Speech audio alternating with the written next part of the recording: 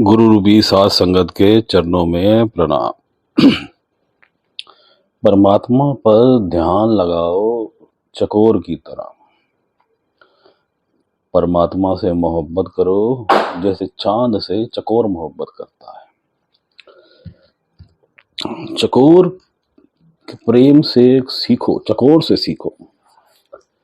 चकोर एक पक्षी होता है कि जो चांद को एक टक देखता रहेगा, देखता रहेगा, देखता रहेगा, उस पर मोहित हुआ रहेगा और वो उसको देखना नहीं छोड़ता, उसकी मोहब्बत में डूबा रहता है। इतना डूबा रहता है कि कई बार तो उसकी गर्दन भी चाहे टूट जाए, मुड़ जाए, लेकिन वो देखना नहीं बंद करता। यही ज्ञान हमें चकोर से मिलता है कि जब हम मेडिटेशन में बैठे, ध्यान को संसार से हटाएं, पारिवारिक से हटाएं, संसारिक इच्छाओं से हटाएं, ये काम क्रोध लोभ मोह अहंकार से हटाएं, माया से हटाएं, संसारिक कामनाओं से हटाएं।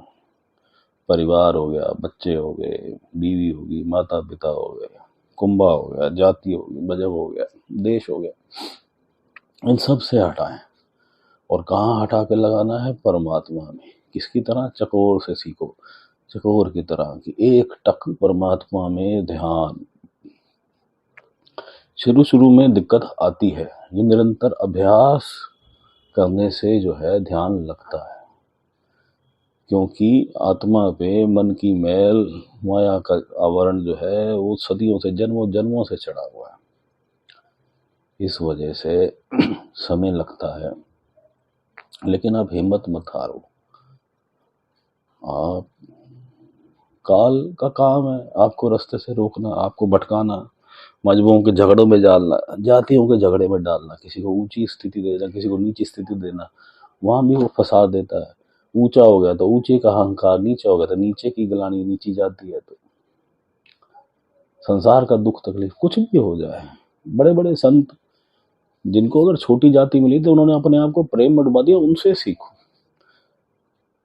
कोई फर्क नहीं पड़ता। वो किसी जन्म में ऊंची जाति भी थी, किसी में उनको नीची मिल गई, चाहे वो कबीरदास जी, चाहे रविदास जी, उन्होंने परमात्मा में अपने आप को स्थित कर दिया, परमात्मा में ध्यान को ऐसा स्थित कर दिया कि वो तो इतनी ऊंची कोटि के संत हो गए कि जिनकी चरणों की धूल भी मिल जाए तो हम लोग धन्य हो जाए। ये सब जातियां जो है ये काल ने भटकाने के लिए बनाई है। मानस की जात सब एक है पहचान, वो मूल मकसद से भटकाने के लिए। मूल मकसद क्या है? परमात्मा से प्रेम, संसार से ध्यान हटाना, परमात्मा में लगाना। यही जीवन मरण के चक्र का छूटने का रहस्य है, यही विधि है, यही जुगती है, यही वो सीक्रेट सिस्टम है कि जीव को ध्यान को लगाना है। किसकी कृपा से लगाना? लेकिन पूर्ण संत की, पूर्ण गुरु की, कामिल मुर्शिद की। वो संत किसी मजहब का हो, जाति का हो, उससे कोई फर्क नहीं पड़ता। तू परमात्मा में स्थित रहना। मानस की जात सब एक है पहचान। तेरी क्या जाति है? परमात्मा, मालिक, अल्लाह, कोई भी नाम ले ले, राम कोई भी नाम ले ले, गॉड कोई भी नाम ले ले।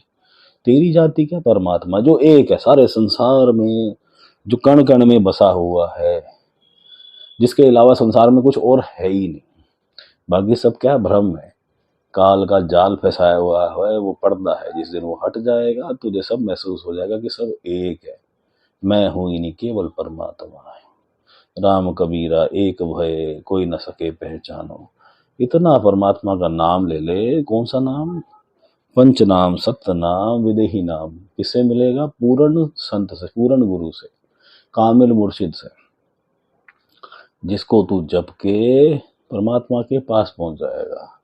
कलयुग नाम अधारा, ये स्वर्णिम युग है, कलयुग महान युग है, जिसमें तुझे निकलने का मौका मिला है। बड़ी बड़ी तपस्याओं करके भी जो काम नहीं तू कर सकता, वो सिर्फ प्रेम, क्षण भर का प्रेम। कबीर साहब कहते हैं कि भाई तुकदम करारी हाजिर हो हजूर खुदाए, एक दम भी तेरा ध्यान लग जाए परमात्मा में तो परमात्मा सामने है, तेरे फेस टू फेस है।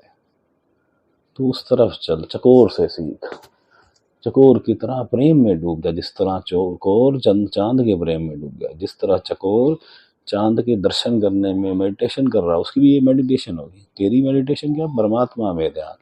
पूर्ण संत मिल गया, पूर्ण गुरु मिल गया, तो उस पे ध्यान। वहां बैठ के तूने लगाना ध्यान को, बार बार तेरा ध्यान भटकेगा। ये सबके साथ होता है, बड़े बड़े कोशिश करने वालों के साथ भी होता है। तू कोशिश कर, लेकिन निरंतर अभ्यास करता रहेगा तो एक दिन ऐसा आएगा कि तेरा ध्यान लग जाएगा। जिस प्रकार हम अगर घर के अंदर नलके के नीचे अगर एक बहुत बड़ा पत्थर रख दें और एक एक उसको ऐसे खोल दें कि एक एक बूंद पानी टपके, और मान लो हम कोई घूमने के लिए साल 6 महीने के लिए चले गए, जब हम वहां से वापस आएंगे, जब हम खोलेंगे उस द्वार को जहां वो पानी टप टप हो रहा होगा, तो हो सकता है उसमें बहुत बड़ा छेद हो गया हो या आर पार भी हो गया हो। किस तरह हुआ? वो बार बार अभ्यास से वो एक एक बूंद जो है वो टपक रही है, जो जल की पत्थर के ऊपर, उसने जो है पत्थर के अंदर छेद करना शुरू कर दिया, और ज्यादा अधिक दरता रहेगी, अगर टपकती रही तो आर पार छेद कर दिया उसने। इसी प्रकार जब हम एक एक बूंद रोज थोड़ा थोड़ा अभ्यास करते रहेंगे परमात्मा में ध्यान करने का, परमात्मा पे ध्यान कहाँ से? संसार से हटा के, तो एक ना एक दिन ऐसे आएगा कि जो काल ने जो जाल फंसा रखा है, ये जो पर्दा लगा रखा है, ये इसमें छेद हो जाएगा, इसमें छेद हो जाएगा, और तेरा ध्यान परमात्मा में स्थित हो जाएगा। तू परमात्मा को हर क्षण, एक क्षण में, जैसे ही आंख बंद करेगा परमात्मा देख ले, और खुली आंखों से भी देख सकता है। कहाँ देखेगा? घट के भीतर, बाहर कहीं नहीं है परमात्मा। परमात्मा अंदर ही है, घट अंदर। सारा खेल जो है वो परमात्मा ने घट के अंदर ही रचा है। तू बड़ा भाग्यशाली है कि तुझे अपने घट के अंदर ही तुझे उसके दर्शन हो जाएंगे, तो कहीं जाने की जरूरत नहीं। तो अगर बैठ भी जाएगा ना, तो तू अपने घट अंदर ही ध्यान करेगा, तो तेरे को परमात्मा के दर्शन घट के अंदर ही होंगे। बाहर भटकते भटकते किसी को नहीं मिला। बाहर जो एक सहायक है, सहायता मिल जाती है, मंदिर मस्जिद गुरुद्वारे में जाते हैं, ग्रंथों को पढ़ते हैं, ये सब सहायक है। वे सहायता लेने के बाद इनको साइड पे रख दिया।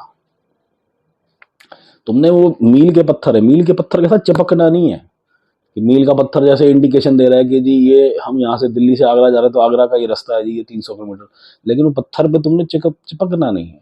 जाना कहाँ है? तुम्हारी मंजिल क्या? परमात्मा। तुम्हें परमात्मा की तरफ जाना। लेकिन क्योंकि ये हमें वहां का रास्ता बता रहे हैं, तो इनका आदर करना, निरादर नहीं करना। आदर करना है, ग्रंथों का आदर करना है, धार्मिक स्थलों का आदर करना है, लेकिन फंसना नहीं है, रुकना नहीं है। बड़े बड़े संतों ने ये नहीं कहा कि तू रुक वहां पे, वो कहते भी इसको आगे चल। तू जैसे बालक है, ABCD क्लास से फिर KG क्लास में जाता है, फिर बड़ी क्लास में जाता है, इस प्रकार तुझे आगे चलना है, परमात्मा के प्रेम में तुझे डूब जाना है। एक बार रास्ता समझ गया तो बैठ जा। बार बार इसलिए हम जाते हैं सत्संग में, ताकि हम जो है हमारा ध्यान परमात्मा में लग जाए, क्योंकि बार बार हमें काल हटा लेता है।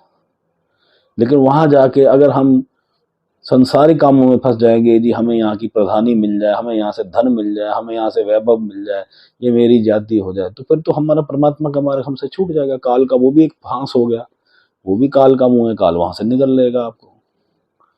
वहां से बचना है, क्योंकि यहाँ पे भी धार्मिक स्थलों में काल जो है अपना जो है फन फैलाए बैठा है, क्योंकि वहां भी उसने ऐसे ऐसे बड़े ट्रैप बना रखे हैं जिसमें फंस के तो परमात्मा के मार्ग से भटक जा। भटकना नहीं है, उस बारीकी को समझना है, उस टेक्निकलिटी को समझना है कि परमात्मा से प्रेम करना, ये संसारिक किसी चीज में हमने फंसना नहीं है। अब हम मेडिटेशन में बैठते हैं, ध्यान का लगाएंगे, संसार में से हटा के परमात्मा में लगाएंगे, चकोर की भांति एक टक परमात्मा को देखते रहो, परमात्मा में डूब जाओ। और कहाँ लगाना है? घट में कहाँ लगाना है हमें? छठा चक्र, बिंदी वाला स्थान जहां औरतें बिंदी लगाती हैं, तीसरा तिल कहते हैं, थर्ड आई सेंटर, दोनों आंखों के बीच में पीछे करके ध्यान परमात्मा में लगाना है। और अगर पूर्ण गुरु प्राप्त है तो पूर्ण गुरु में ध्यान लगाना है। गुरु परमेश्वर एक हो जा। पूर्ण गुरु से पंचनाम प्राप्त है तो ध्यान लगाते हुए पंचनाम का सिमरन करना है, सतनाम का सिमरन करना है। जो 5 नाम सतनाम जिसका हिंट है, इसे विदेही नाम भी कहते हैं, उसका सिमरन करना है। मालिक सबका भला करे, मालिक सबका भला करे।